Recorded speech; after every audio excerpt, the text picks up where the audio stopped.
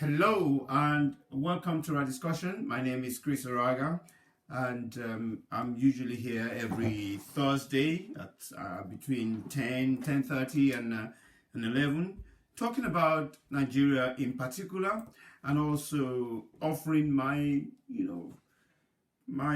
a penny's worth in terms of what's going on in Nigeria and how that ultimately affects the whole of Africa. Um, The topic that I want to focus on today is capacity, building capacity for Nigeria, building capacity for Africa in general. You see, one of the challenges we have in Africa is the capacity we currently have were built for us. Our education was built for us. The problem with that is when you build capacity like that, that capacity was built for you the way the person who built the capacity for you would have built it if they were Africans.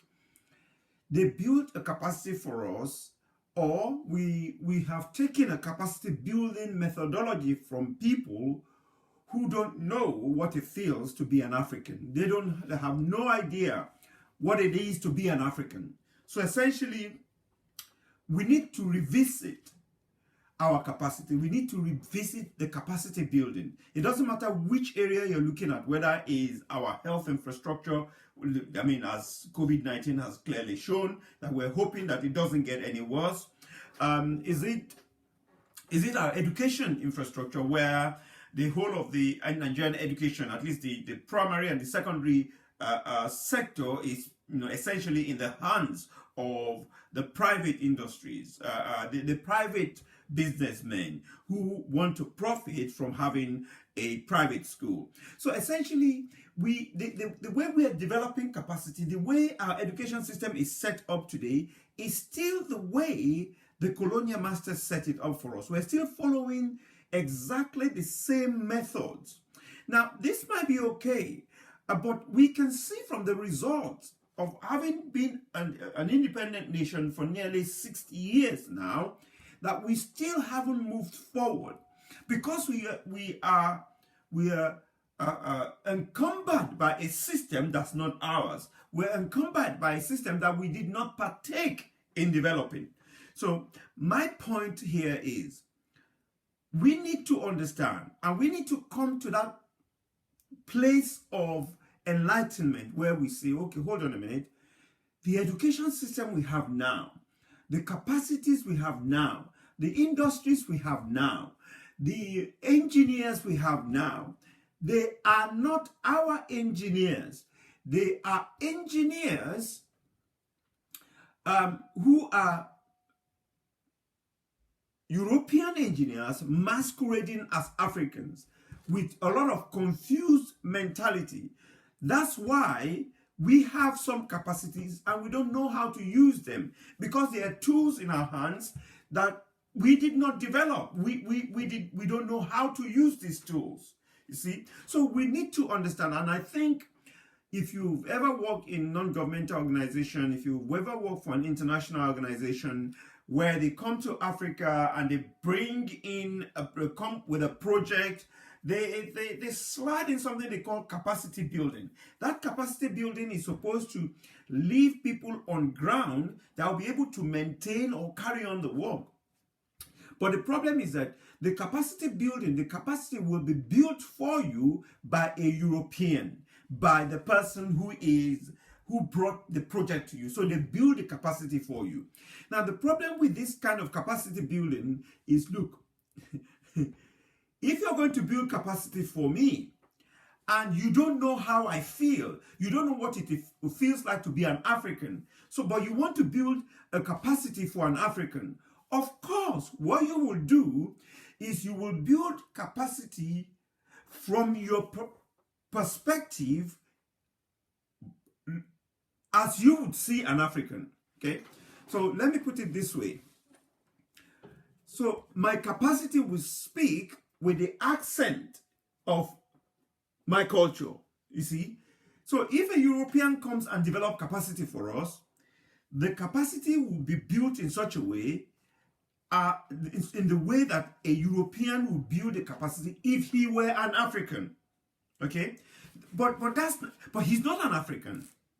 He doesn't know the culture. He doesn't understand the nuances. He doesn't understand what makes up an African. He thinks he does, in the sense that theoretically he studied the African. He knows his flaws. He knows his weaknesses. He can exploit his weaknesses. But ultimately, he doesn't know the essence of an African man. So he cannot build a capacity for him.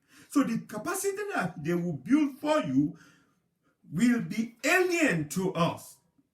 Now, look at any industry, any institution in Africa. It doesn't matter what, whether it's the police, whether it's the whether it's the army, whether it's fire brigade, the ambulance, all of these things. These were Western ideas that were brought and superimposed on us.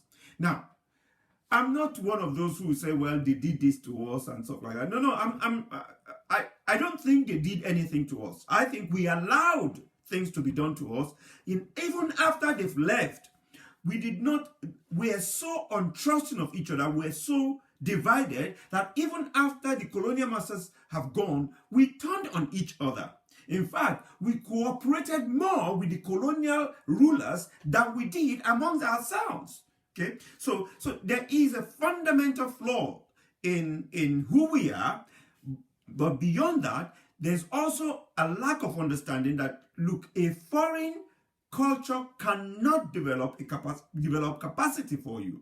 You know, you can take their knowledge and adapt it to yourself, to your culture, which is what, for example, we use the technology, Western technology, to sew our clothes, right? We use, sewing machines, but we sew our own clothes. We sew our own type of fashion, the irony of Africa. I know. So we use our own clothes, right? Even though I say our own clothes, many of these Ankaras they took these things off us, went off, developed the Ankara and bring it back to us. There you go. But never mind. But my point today is that, look, we have to develop our capacities for ourselves. We have to develop our education system by ourselves. Of course, taking note of the education, the structures that are out there, we need to develop our own education system. We need to develop our own engineering system. We need to develop our own health system. Of course, bearing in mind what is already out there. We're not saying reinvent the wheel, but we need to take what is out there and we need to adapt it to our culture. You see, because, look, truth be told, we don't know how to use these systems that they've given us. Take example of democracy. We haven't adapted democracy to our culture. Because this is not how we elect leaders. This is not how we elect politicians. The Westerners are not the ones who brought politicians to us. We've always had people who are, politicking in the villages, in the towns, division amongst towns and cities. There's always been politics in Africa. But the problem is that the West came and superimposed their politics on ours. Therefore, we become so confused. And in the end, it doesn't work.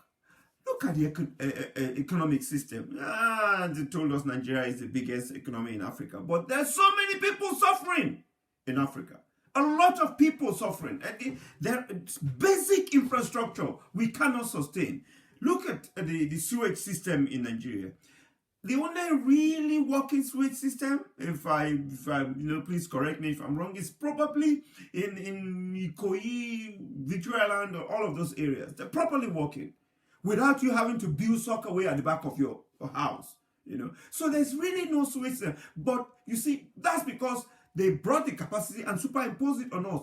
But we did not, because we were not people who considered those kind of things. But we need a group of people, like I've always said, we need a group of people who can say, hold on a minute, I don't care if Although I'm not Yoruba or I'm not Igbo, I'm not Hausa, I don't care if what I am bringing forward benefits the Igbos more than it benefits my own tribe. I don't care if it benefits the Yorubas more than it benefits the Igbo. But what we need is that we need to come together. We need to develop our own capacity. We need to develop our own capacity for governance. We need to have our own way of making sure that when a politician does not do what they're supposed to do, there are consequences. And I want to repeat what I've said several times before. We need a significant minority of Nigerians to understand that the reason why we are where we're not seeing any, I can guarantee you there's been no development whatsoever. People say to me, well, there are supermarkets in Nigeria now, there are roads and things. Okay, great. But is that how far we should have been since we've been at it? 60 years. Should that be, is that where we should be? Of course not. That's not where we should be. By the way, I keep saying 60 years, over 60 years now. Okay, so what I'm trying to say here is that if we're going to develop, we can't develop on the soil that we don't understand. We can't plant our development on something that we have no clue about.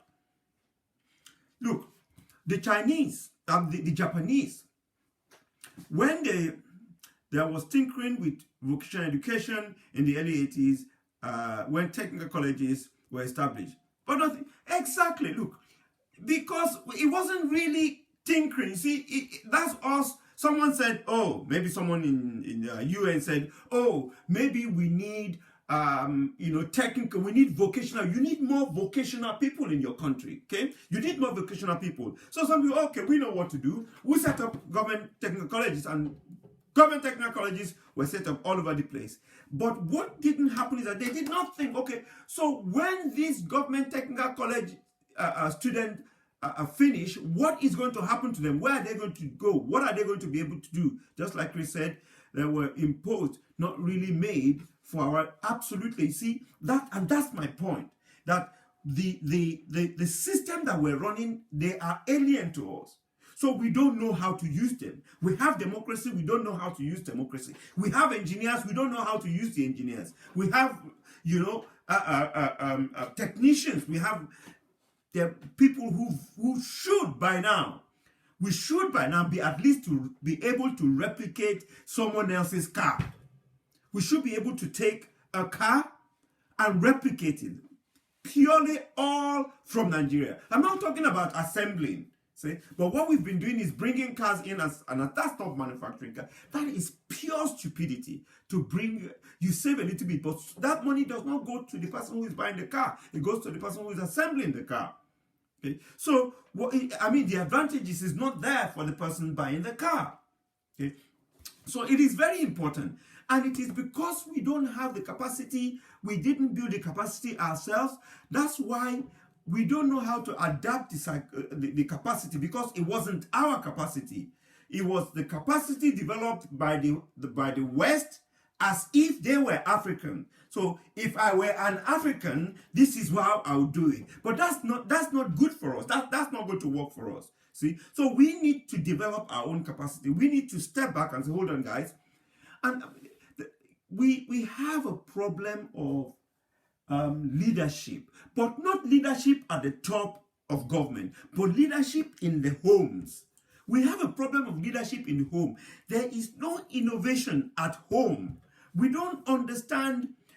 A child cannot go to his father at home and say, Dad, the way we park the car at the moment, it's going to impact, you park the car in a place where, so and so. Can we change it? Can we move this? Can we do no matter what, no matter how brilliant the child is, the child will not have the audacity to go and correct the father.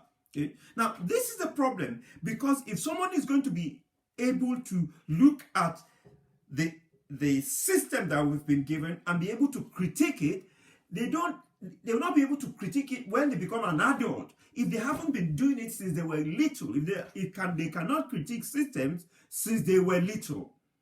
They should be able to, and particularly when a child gets to age 2, you hear the child saying, why? In Africa, we knock the why out of the child before the child can make any headway in his intellectual development. We knock it out straight away. And why? Well, just get your cane, and you have to discipline that child. Oh, that child is always asking questions, why? You have to. What we are doing is that we're destroying the future of the nation when we do things like that. Okay, so that's why we need to understand that. And the funny part is that if you then try to bring your children up in a way that is different from the way Africans will bring the children up, they say you are adopting the Western method. But the problem is that the West does not have monopoly to how to bring up good citizens. So the leadership should be at home.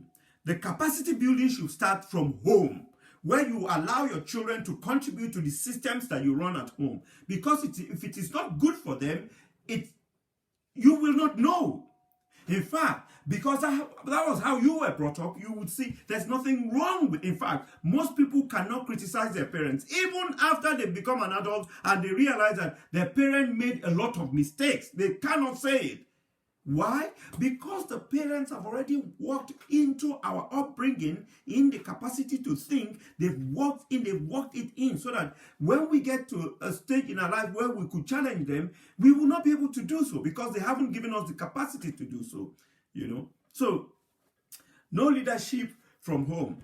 Just go into a discussion about that tonight. No one has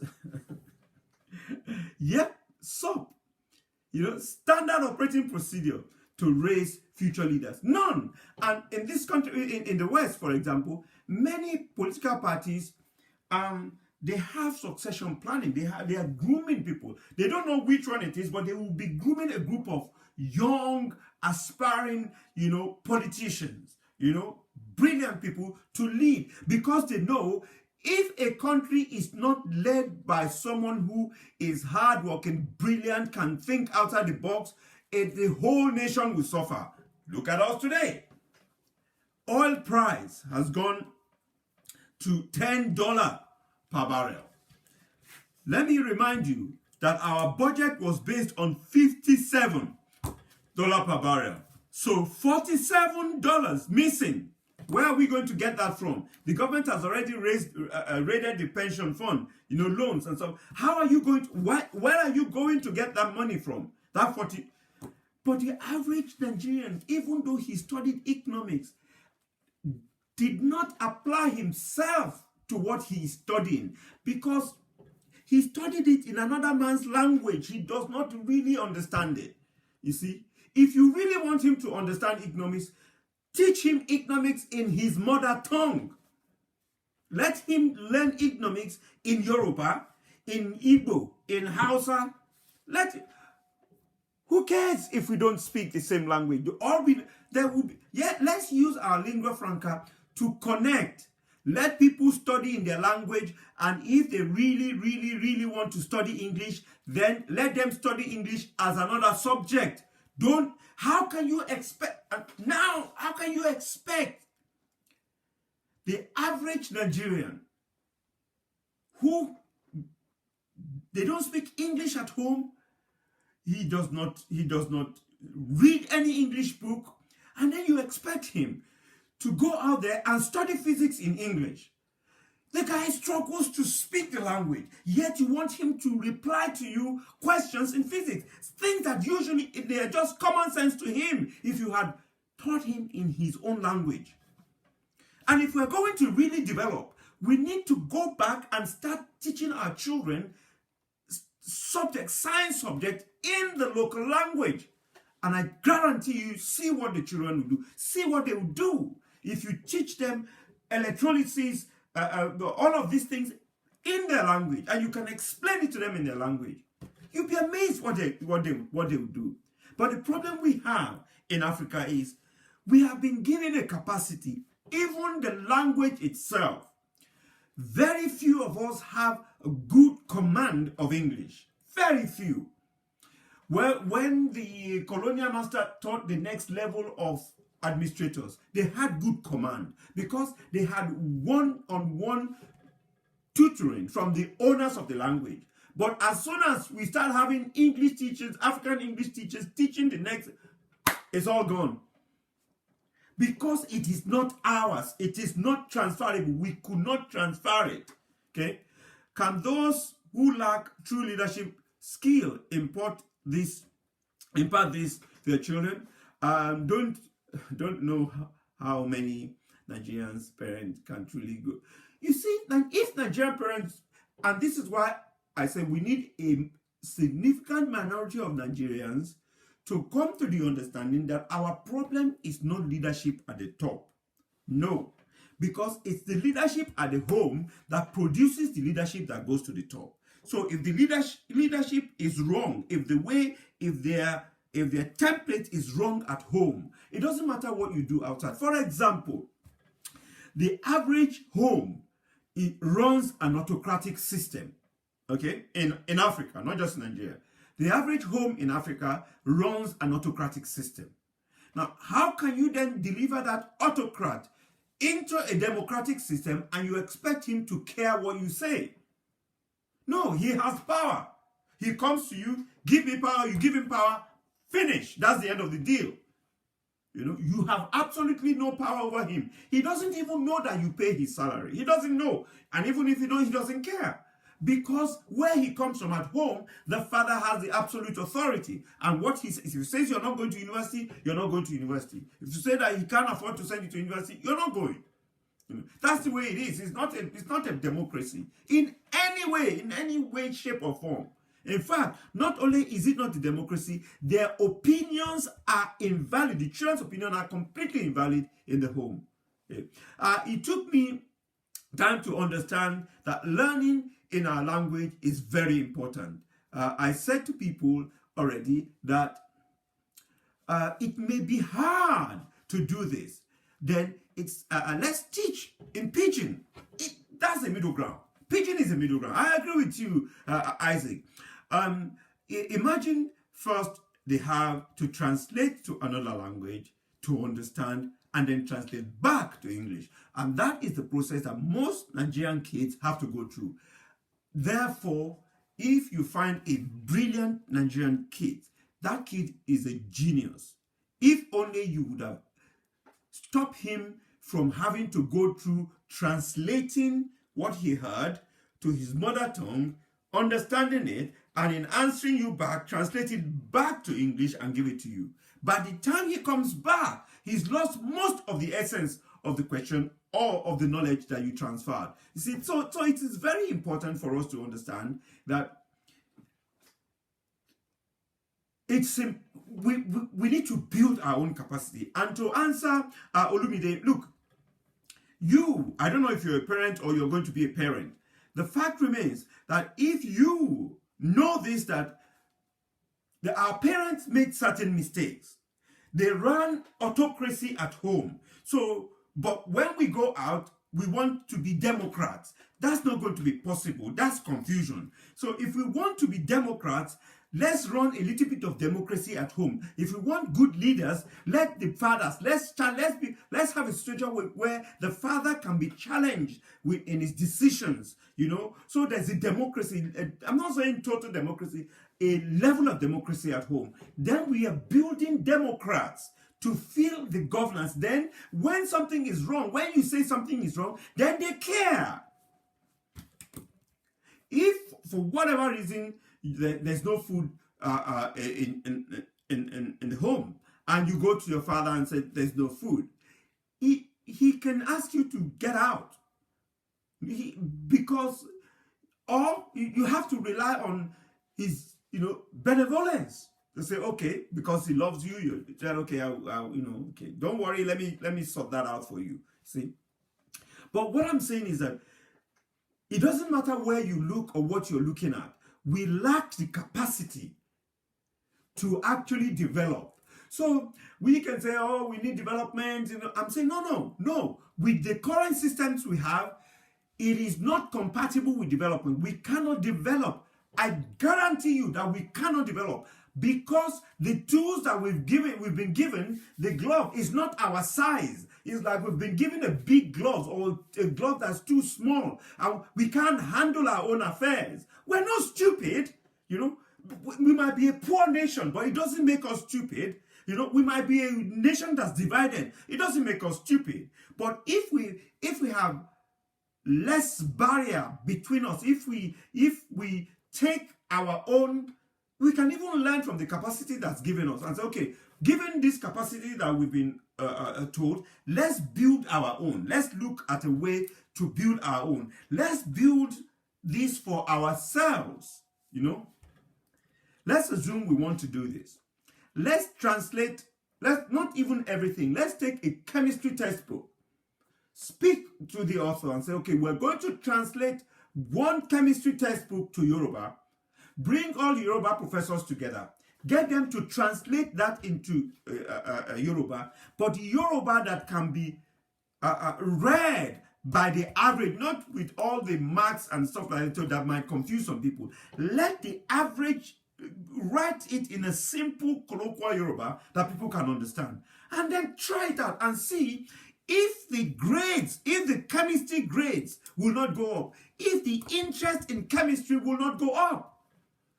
But for you to continue to try to learn chemistry in English, when after the teacher says something to you, you have to translate that back to Yoruba and then understand it. And when you are answering the question, you understand and translate it back to English to write. Now, this became really clear to me when someone asked me, someone who doesn't speak more than one language asked me, so you speak these languages, in what of the languages do you think? I had to stop to think about this question to read, because I've never really thought about thinking in a particular language. And the point is that the language in which you think is actually quite important, you know. And so, because that's the language that you should learn with, really.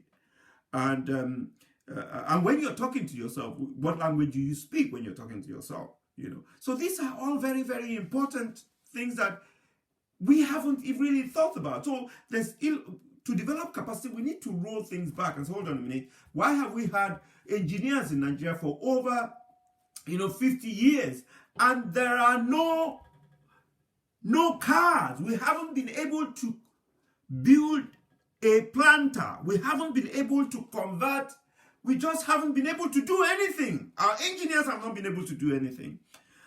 Tony, hi, he said, there are lots of homes in Nigeria where English is the only language spoken, considering that we already have a structure over time to support learning and teaching in English over time. How do we build and transition to a modern language?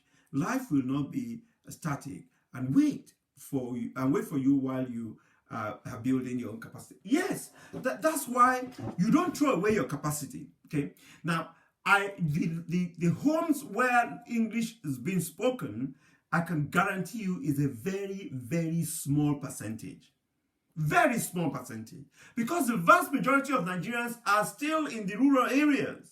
Okay? In spite of the fact that you have 22 million people in Nigeria, Lagos, 18 in Kano, so and so on, there's still many more people in the rural areas that don't speak English at home. They speak the native language at home.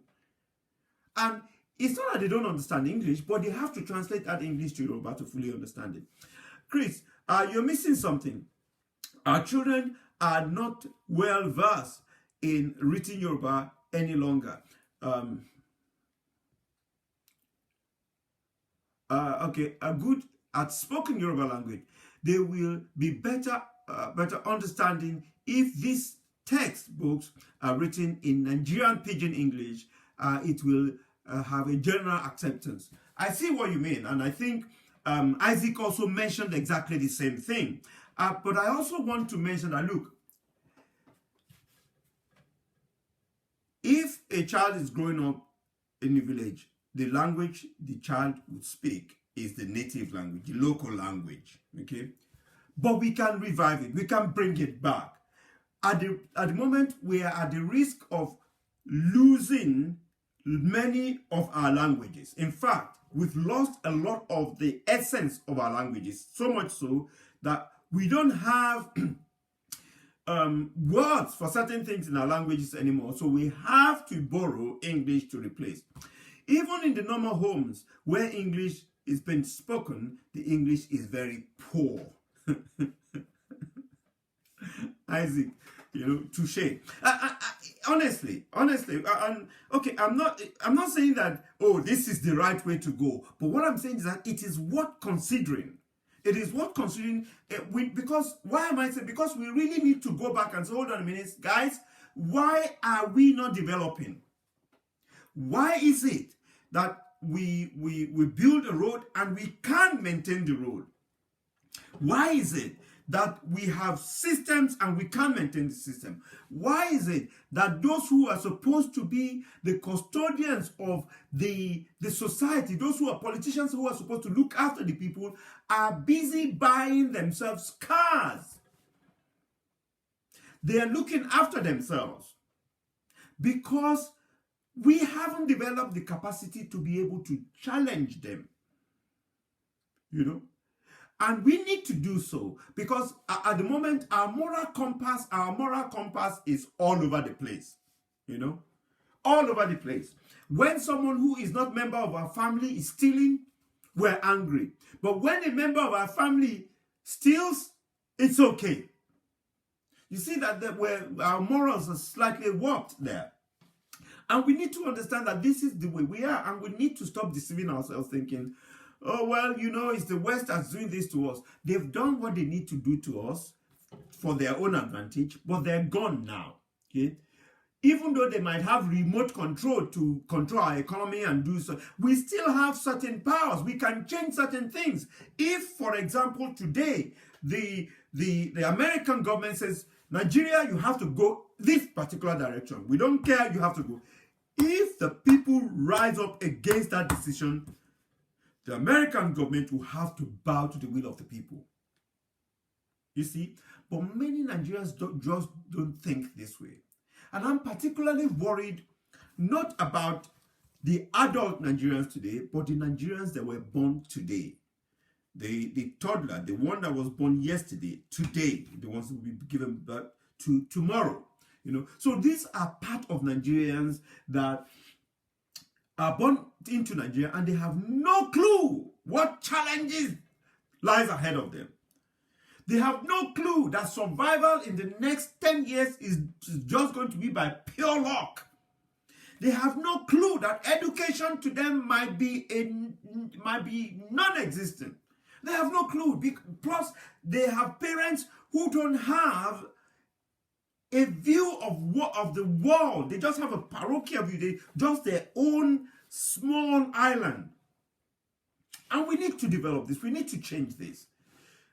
I will totally support the use of using local languages. Actually, there was an experiment done in Nigeria where some students were taught in their local languages, and it was successful. A late professor lady mentioned this. I cannot remember her name. I think I know. I think it's probably Professor Sophie. Yeah, Sophie, the late Professor Sophie. So just that it may be too hard to teach in the various languages. No, you don't have to translate to all of the languages at once. Just try the first three languages, the three largest languages, Igbo, Yoruba, and Hausa. But let everyone take English as just an ordinary subject. Even the English you have to, although you would answer in English, you still have to do some translation, So I think it's absolutely important that we explore. Let's explore this. Let's discuss. Let's have a discussion about it and say, oh, guys, what if we develop our capacity for ourselves? What if we write the books in Yoruba? Because every time you do a Facebook post talking about development of Nigeria, right? They can see you coming. They know exactly what you're planning. You have absolutely no way of planning anything that other people cannot understand. And it's a shame. It's a shame that we are so exposed. We're so weak. What I would like is for, if anyone wants to understand what's going on in Nigeria, they have to go through the effort of learning one of the languages to be able to understand. At the moment, they don't need to. You just need to be able to speak English, and that's all. And they're exposed. And even that English, we don't know how to. We don't have a good grasp of it. We don't have a good command of it. Because we've messed it up. So much so that dictionaries are beginning to allow us to have our own words, and it really is a shame. We cannot use the capacity that was developed for us. We have to develop our capacity if we want to develop, if we want progress. Many people who are not educated in Nigeria are disadvantaged because they can't speak English. But if they can challenge authorities who is speaking Yoruba to him, they can speak Yoruba back by your politician is speaking Yoruba to you. You can hear him in parliament discussing in Yoruba in parliament. You can hear him in the Yoruba parliament. You can hear him discussing in your state in Yoruba. You know what they're talking about. But when you are not educated or you don't speak very good English, as soon as the politician drops a few 8-letter words, you're lost. Where's the capacity? It's all gone. So please, let's think about this. I know that some people say, well, it's too hard. Of course it's too hard. It's hard. If you're going to develop, it's hard. If you've been colonized and you've been given something that you don't really know how to use, look, if you're going to be able to use a tool, the handle must be the right handle for you. You cannot use someone's tool, someone that has the size of someone else. The project was done in the University of Ife.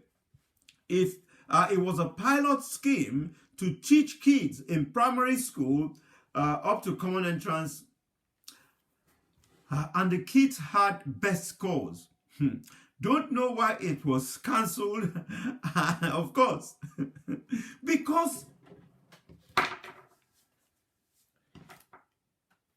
we know why it was cancelled. It was cancelled because there would have been pressure from the outside to think, the way these people are going, they're about to gain their own freedom, and that would make us, we don't want people not speaking English. Because then we wouldn't know. Look, if you've ever been abroad and sit in a train and you're speaking your own language, not necessarily screaming, speaking your language to someone sitting next to you, it usually winds some people up. I don't know why. They speak English, but if you're speaking your own language, they're upset because they don't know what you're talking about. They don't understand what you're talking about. See? So it is that insecurity that would, of course, if you try this program, people are going to try and, discourage you from doing it. Now, I'm not saying people should not learn English, but I'm saying that English, though it can be a lingua franca, but it can be a lingua franca for dealing with outside world. French can be used dealing with outside. So our diplomats who speak English, and if you want to go outside of Nigeria, you can speak English. But if you want to be an effective citizen, effective member, the language that's spoken in parliament should be the language that is accessible to every single Nigerian or every single member of that constituency.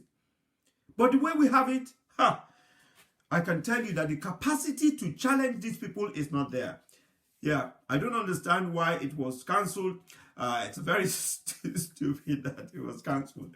I bet there were external pressures that caused them to cancel it. Because like Tony mentioned, that the project was successful and the kids got the best scores. Of course they will get the best scores.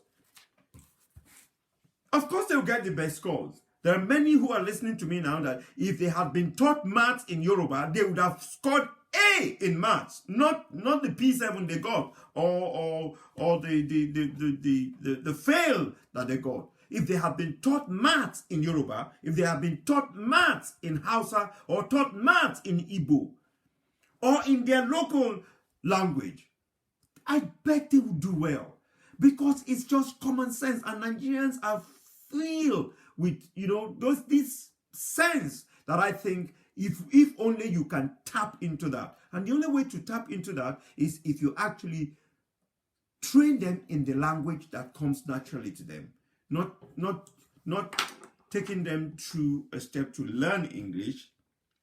I mean, just look at the internet and see how even primary school children were pronouncing coronavirus.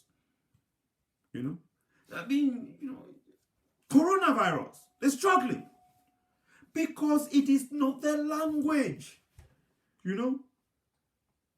So we need to do something about this. If we're going to build capacity, reduce suffering, be able to have our own way of dealing with COVID-19, things like that, we need to develop our own capacity. Simple, Well, on that note, I would say thank you very much for those who've joined me. Thank you very much for those who've made comments. Isaac, Tony, Wahid, and everyone that's made comments. Thank you very much. Really appreciate your time. I'm going to be here again next week, still talking about the reasons why we might find development challenging. Thank you very much. Chris Araga, Right Discussion.